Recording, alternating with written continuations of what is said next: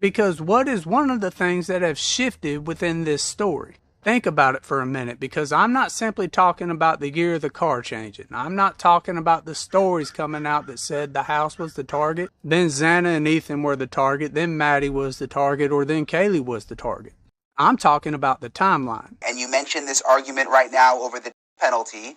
The defense is trying to get it thrown out. Prosecution has to weigh in. There is a hearing set for November on that, Ashley, which is a big hearing. We all assumed that it was going to be in Moscow, Idaho. My statements about the DNA left behind on the sheath are apparently wrong, at least according to one commenter, but that person isn't necessarily wrong either. Plus, why is Dr. Wolf coming in as an expert in this particular case? Well, welcome to the point. Let's get to it. Copyright disclaimer under Section 107 of the Copyright Act 1976. Allowance is made for fair use for purposes such as criticism, comment, news reporting, scholarship, and research. Fair use is a use permitted by copyright statute that might otherwise be infringing. Nonprofit, educational, or personal use tips the balance in favor of fair use.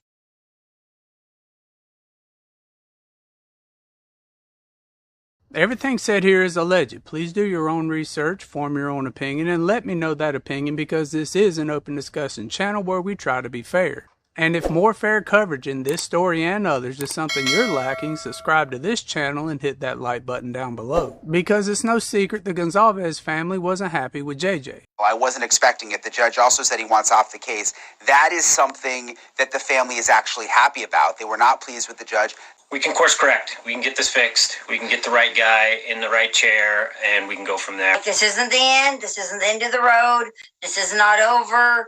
And in a previous interview, they gave me the impression they preferred Judge Hippler. He came in stern, direct, and seemed like a no-nonsense judge that they were looking for. Like to tell you I'm happy to be here, but why start with an untruth? But with Judge Hippler siding with the defense and the prosecution falling short again, I wonder if their opinions changed. Because I don't know if it's the high-profile nature of this crime or that the state just doesn't have much. But Ann Taylor is looking more like a high-powered, high-profile attorney out of Los Angeles rather than a public defender. Because her getting Dr. Wolf on board is a big deal. But what exactly is her role in this case? And why is she going to testify in November? That is, at the end of the day, the million-dollar question. I am as fair as I can be on this channel, and I will go on and say, any argument against the DP on the basis of this being some sort of inhumane or unconstitutional act will absolutely fall short in the court of law.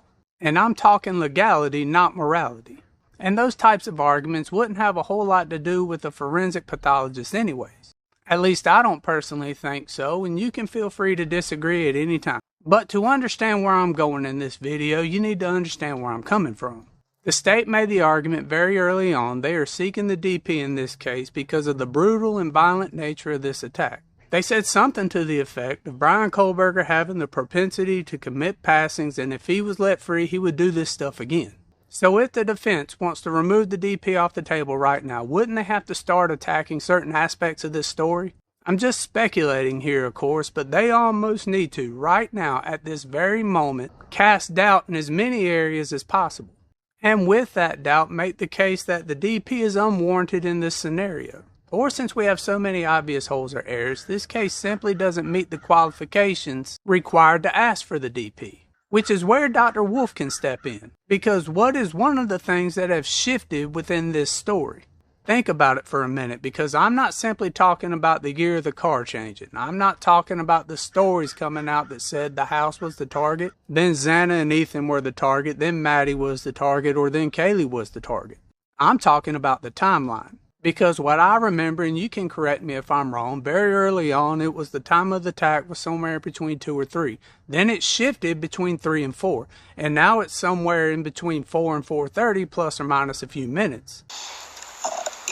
I mean, to be honest, you're going to have to trust us on that at this point, because we're not going to release why we think that. And how Dr. Wolf plays into this theory is very interesting if all this stuff turns out to be true. Now, she is known to be a part of several very high-profile cases, but arguably the most famous case she was a part of was the O.J. Simpson trial. And what did she argue against in that particular case? Well, she argued against the doctor who conducted those autopsies, stating that evidence she found points to a different time of attack. This is just a guess, but if they can disprove this particular time of attack in this story that's already changed multiple times, What honestly is the state left with that we know of? You have cell phone pings that are notoriously unreliable. You have supposed videos or images of a car, but they haven't shown Bryan Kohberger in that car. In fact, we haven't seen any image to prove beyond a reasonable doubt that that was Bryan Kohberger in that car. And we have that touch DNA left behind on the sheath that may not be touch DNA after all. And as you all know, I've talked extensively on this channel about how weak DNA is when it is skin cells. It is very easily transferred and can raise a whole lot of questions about how it got there. And a lot like what this commenter said, the probable cause never mentioned anything about skin cells. It just says single source male DNA, which would then mean that it could be any type of bodily fluid, hair, saliva, sweat, or spit to include skin cells. Now, I'll be the first to admit, if they find hair inside the home or some type of bodily fluid along with the proper chain of custody, then it's pretty hard to say Bryan never entered that home. And while the probable cause affidavit may not ever mention it, I just believe it's skin cells simply based off probability. Now, we can guess or rule out one type of DNA left behind at the crime scene because it was reported very early on there was no SA. And I don't imagine a PhD student in criminology decided to spit on the knife sheath before this particular attack, which would then of course leave hair and red colored DNA as the only other two possibilities. But when you think about the location of the DNA left on the sheath, wouldn't that be a common place to touch? And the fact that the defense has said multiple times throughout these hearings, they are not sure how the state came to the conclusion Bryan did this crime, along with the no possible connection statements that they've made multiple times. Now, yes, of course, criminal defense attorneys can bend the truth to a degree, but to blatantly lie on the court record in front of the judge would probably warrant some type of sanction, right? At least that's what I think, and you can feel free to correct me if I'm wrong. But I'm not the only one who thinks this is skin cells. Check this article out from January of 2023.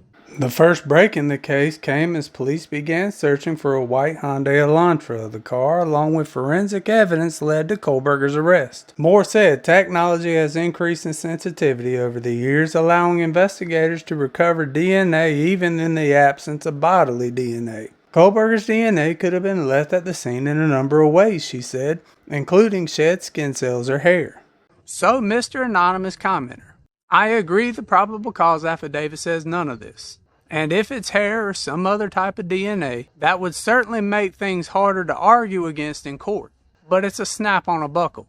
What are the odds it's anything other than skin cells, which would then mean they don't have anything placing him inside the home, since a sheath is a movable object. And that type of DNA transfers easily. Y'all be safe now.